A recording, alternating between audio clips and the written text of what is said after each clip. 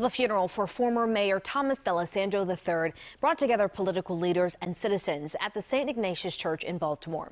D'Alessandro, the older brother of House Speaker Nancy Pelosi, served as mayor from 1967 to 1971. Pat Warren reports he was most remembered for his leadership during that troubled time.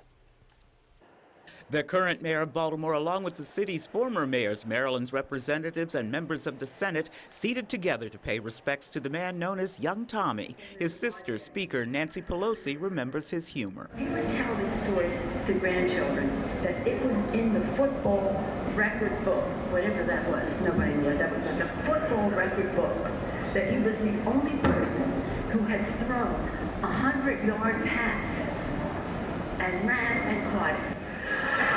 But Thomas D'Alessandro III was all business when it came to public service, shepherding the city through the tension of the civil rights movement. Groups of teenagers began breaking windows in a small area in East Baltimore. I remember when the riots came, Tommy was such a calming voice and wanted to make sure he could bring the city together.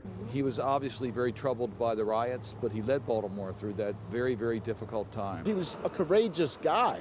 I mean, the stands that he took in that era were just marvelous. And his passion for education was noted by Archbishop today, who earlier attended a groundbreaking for a new Catholic school. And as we put the shovel in the ground today, I thought that all of us were standing on Tommy's shoulders. And he was a mentor. Anybody here mentored by Tommy?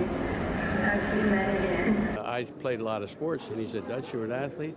Just think it's like a sporting contest. You know, you've got to be ready. You have to be part of a team. But you're there for the right reason to help your constituents. And that was Tommy. Thomas D'Alessandro was 90 years old. Pat Warren reporting for WJZ.